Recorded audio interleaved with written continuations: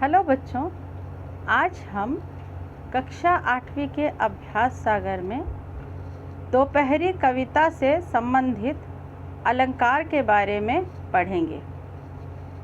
अलंकार के प्रकारों को जानने से पहले आइए जानते हैं अलंकार क्या है।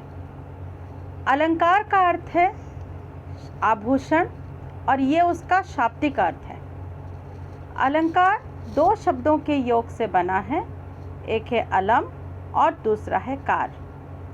अलम का अर्थ है भूषण और कार का अर्थ है करने वाला, यानी जिस साधन से सौंदर्य उत्पन्न हो उसको अलंकार कहते हैं। जिस तरह से स्त्रियां अपने सौंदर्य को बढ़ाने के लिए या अपनी सुंदरता में चार चांद लगाने के लिए आभूषण का या अलंकार का प्रयोग करते हैं, ठीक उसी प्रकार कवि अपनी कविताओं की सुंदरता बढ़ाने के लिए अलंकार का प्रयोग करता है।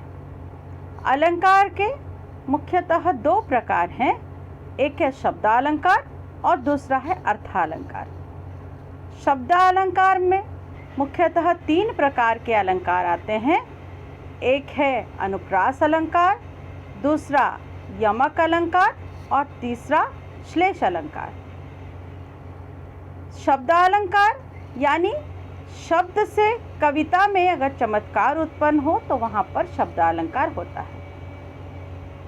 उसका दूसरा भाग अर्थालंकार, शब्दों के अर्थ से अगर कविता में चमत्कार उत्पन्न होता हो या फिर सुंदरता उत्पन्न होता हो तो वहाँ पर अर्थालंकार होता है।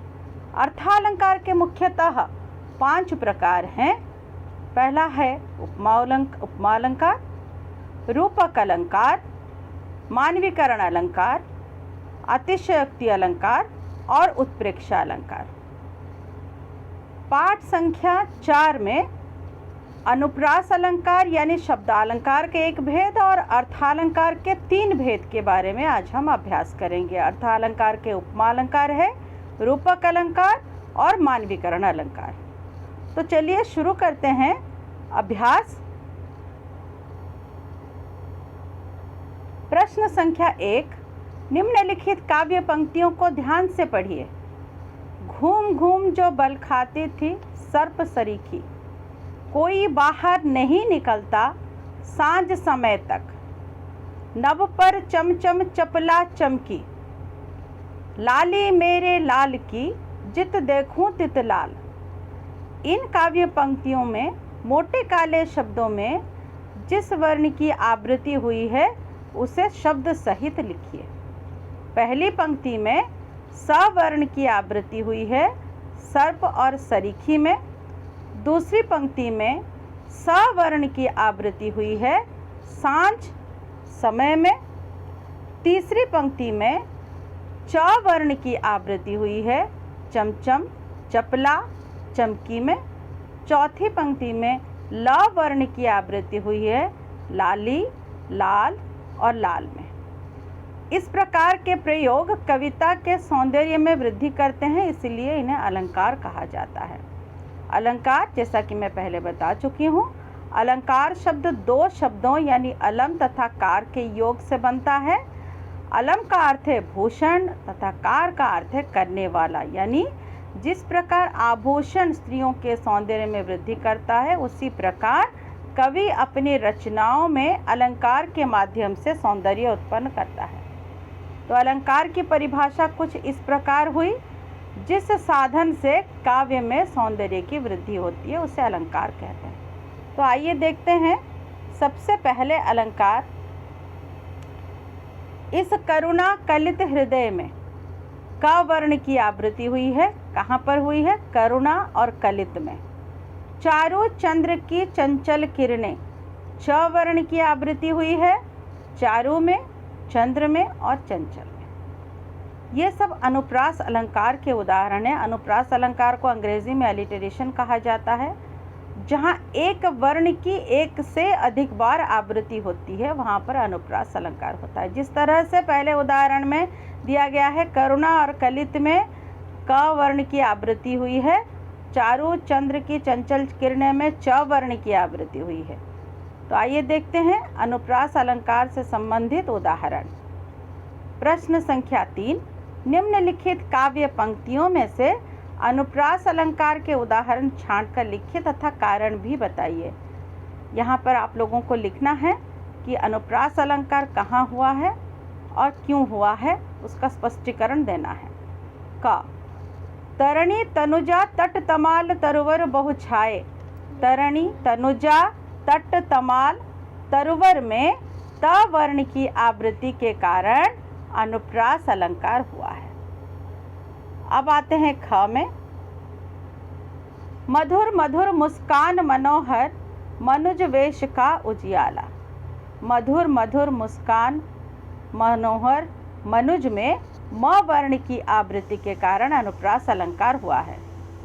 ग, देखी सुदामा की दीन दशा करुणा करिके करुणा निधि रोए।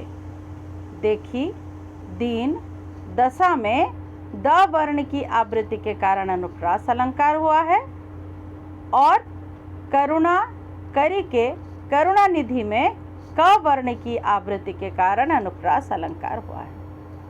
अब आते हैं प्रश्न संख्या 4। तो दूसरे अलंकार की तरफ जाने से पहले आइए हम उससे संबंधित उदाहरण पहले देखते हैं। समय शीला सा जम जाएगा। ख में दिया गया है, यह देखिए अरविंद से शिशु वृंद कैसे सो रहे हैं। तो पहले उदाहरण में दिया गया है कि समय की तुलना शीला से की गई है। शीला मतलब पत्थर। और दूसरे उदाहरण में शिशुओं की तुलना अरविंद यानी कमल से हुई है, तो इसलिए यहाँ पर उपमा अलंकार है। तो आइए जानते हैं उपमा अलंकार में किस तरह से हम लोग तुलना करते हैं समानता के आधार पर। उसकी परिभाषा कुछ इस प्रकार है, जहाँ किसी व्यक्ति या वस्तु की तुलना किसी अन्य व्यक्ति या वस्तु से किसी समानता के आधार पर किया जाए तो वहाँ पर उपमा अलंकार होता है। उपमा अलंकार के 4 अंग होते हैं: उपमेय, उपमान, समान धर्म और वाचक शब्द। उपमेय जिसकी तुलना की जाए, तो उदाहरण में हम लोग देखेंगे यहाँ पर पहले उदाहरण में समय की तुलना की जा रही है और दूसरे उदाहरण में शिशु की तुलना की जा रही है। तो यहाँ पर ये दोनों उदाहरण में उपमेय है समय और शिशु। उपमान जिससे तुलना की जाए, समय की तुलना किससे की जा रही है? शीला से यानी पत्थर से। और शिशु वृंद की तुलना किससे की जा रही है? अरविंद से यानी कमल से।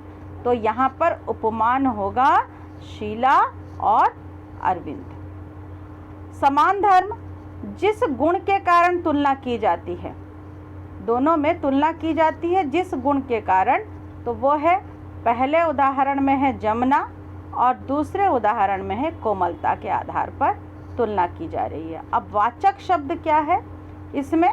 तो समानता बताने वाले जो शब्द होते हैं ना, उनको कहते हैं वाचक शब्द। तो पहले उदाहरण में समानता बताने वाले वाचक शब्द जो है वो क्या है? सा। अब दूसरे उदाहरण में से है, तो सा और से यहाँ पर वाचक शब्द है।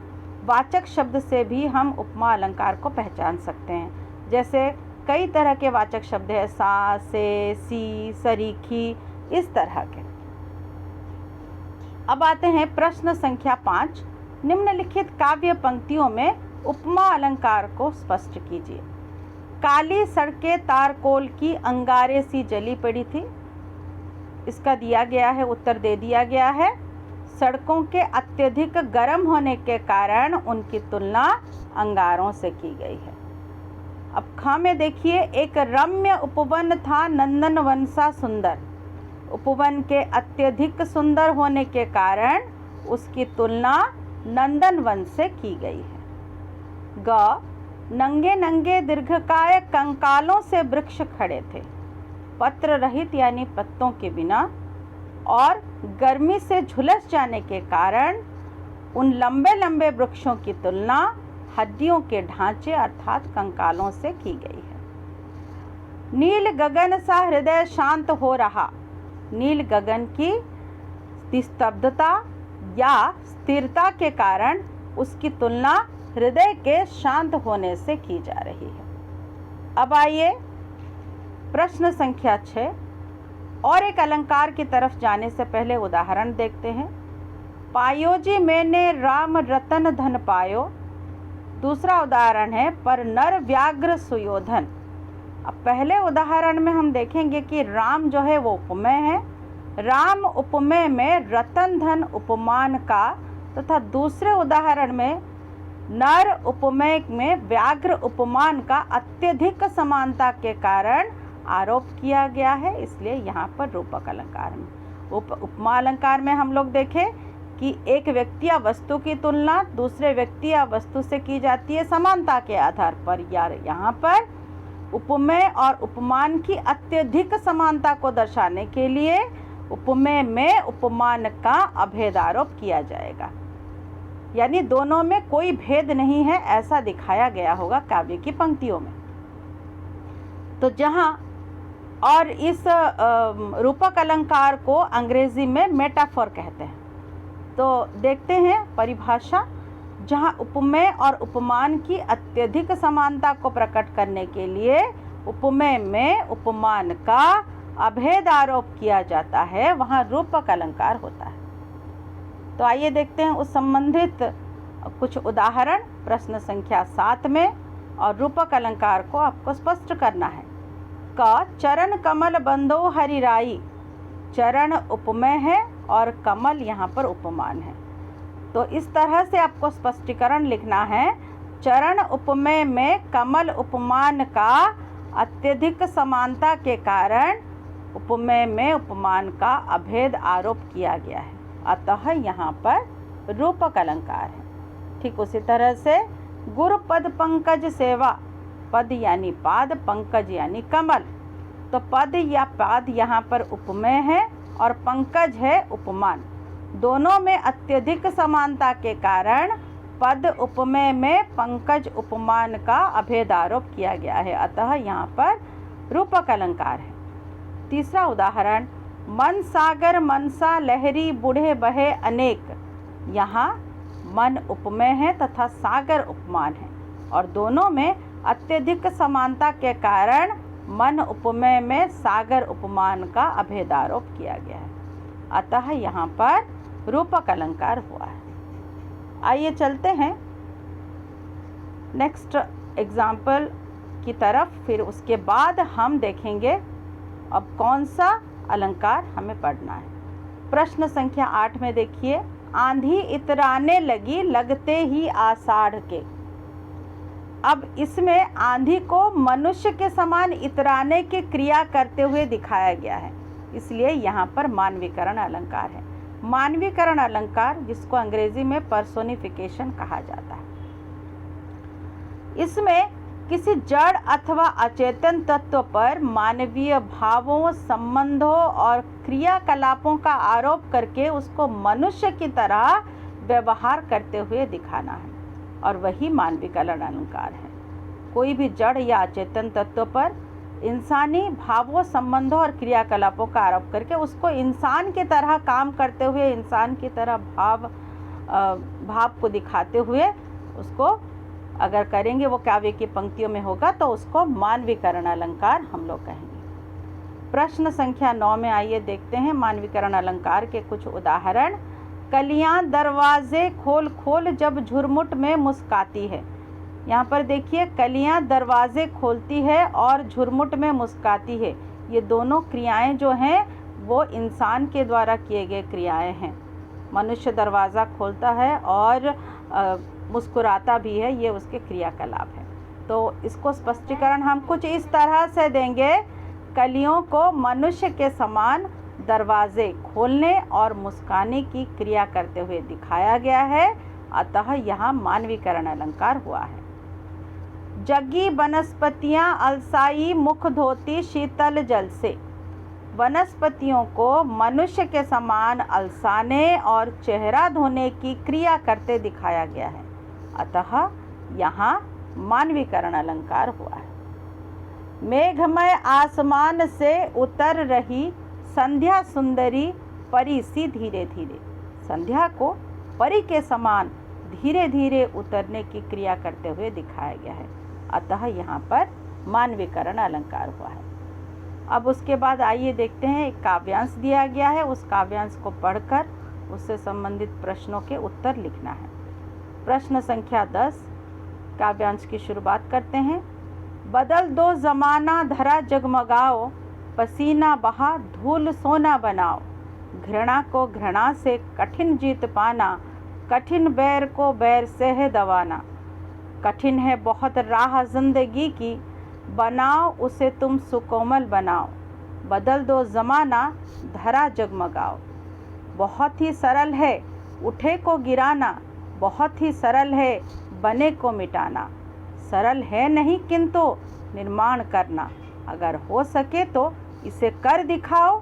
बदल दो ज़माना, धरा जगमगाओ।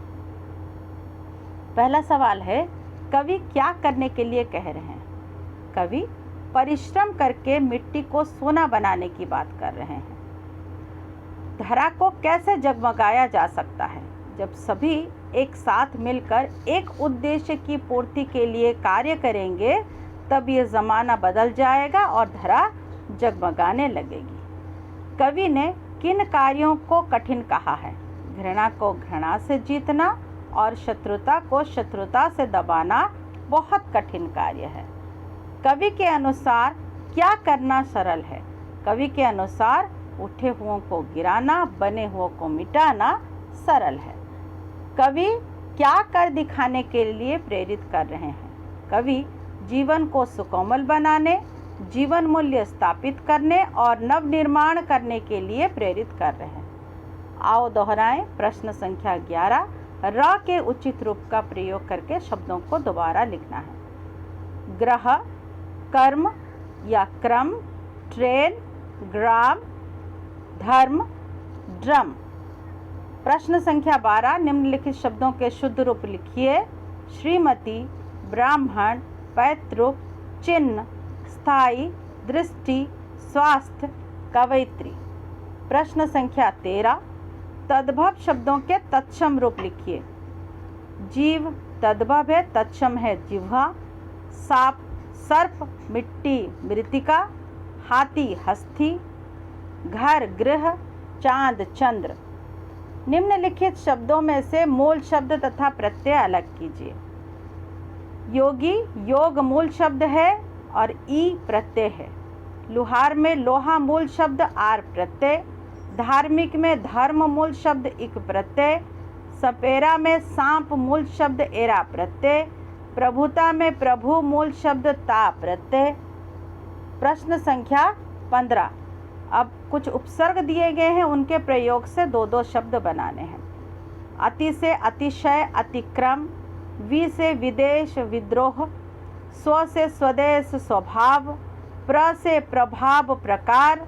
अ से अभाव, अकाल। प्रश्न संख्या 16, नीचे दिए गए वाक्यों में क्रियापदों को छांटिए और उनके भेद भी लिखिए। किशोर आम खाता है, क्रियापद है खाता है, सकर्मक क्रिया है। पिताजी दफ्तर चले गए क्रियापद है और अकर्मक क्रिया है। आकाश में पतंगे उड़ रही है सकर्मक क्रिया है। रजत ने माँ की चिट्ठी पढ़ ली सकर्मक क्रिया। कमल पतंग उड़ा रहा है सकर्मक क्रिया। प्रश्न संख्या 17, निम्नलिखित वाक्यों में उपयुक्त कारक चिन्ह से रिक्त स्थानों की पूर्ति कीजिए। अभिनव शेर को देखकर डर गया।